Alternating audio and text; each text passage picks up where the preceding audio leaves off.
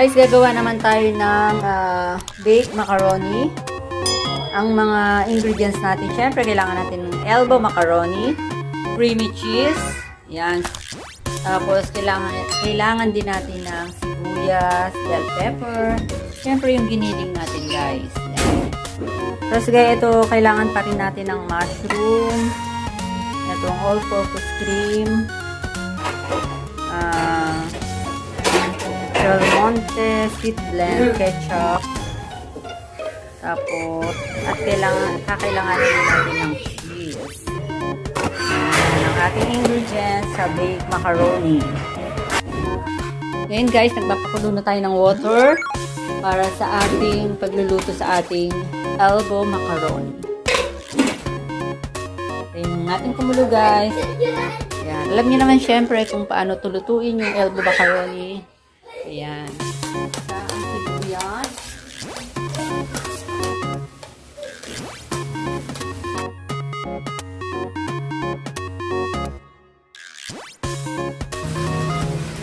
Lagay ang giniling na baboy.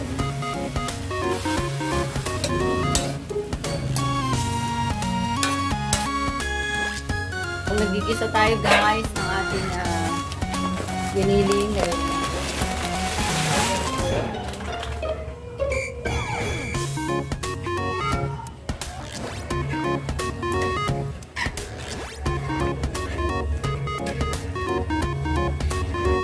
so yan guys, hintayin natin mag golden brown yung ating giniling. Marami, mas maganda yan.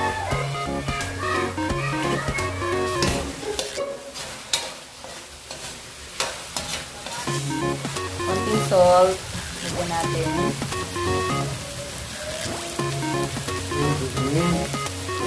Yan, medyo golden brown na ang ating giniling.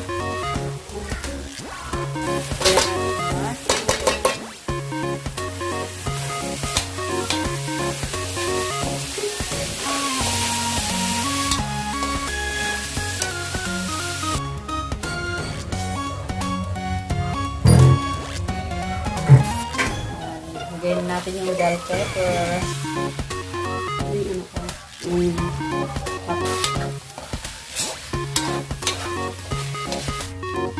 Guys, yan. Ketchup na tayo. Lagyan natin ng ketchup.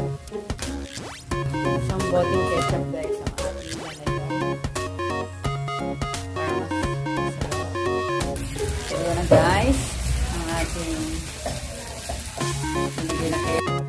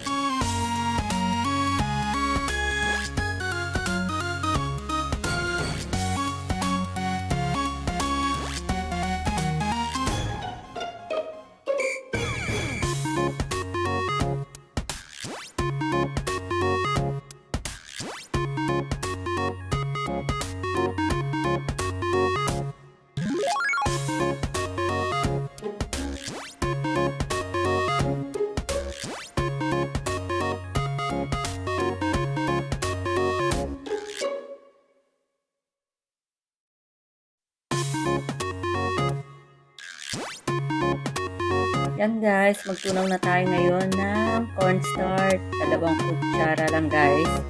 At konting tubig. Tansya-tansya lang guys. Yan.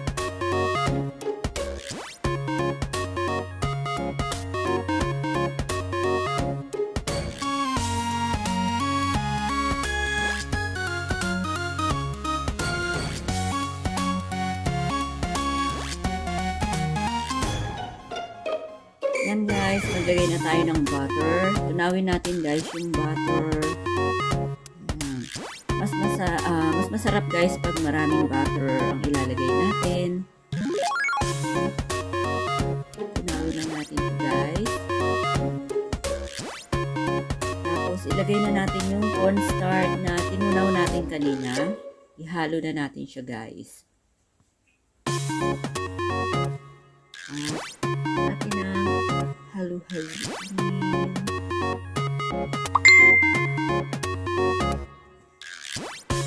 Lagay na natin ang ating cream. Neso cream.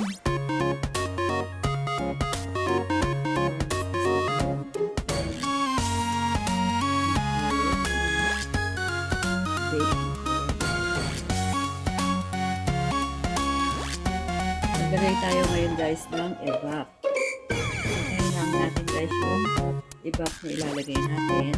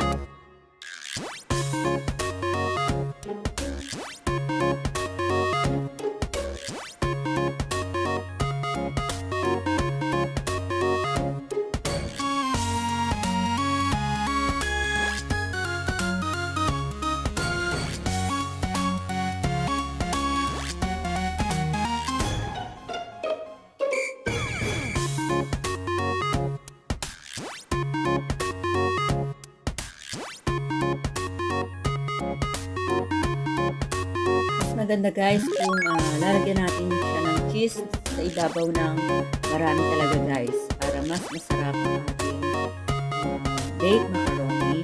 Tapos i-bake natin siya ng 15 to 30 minutes.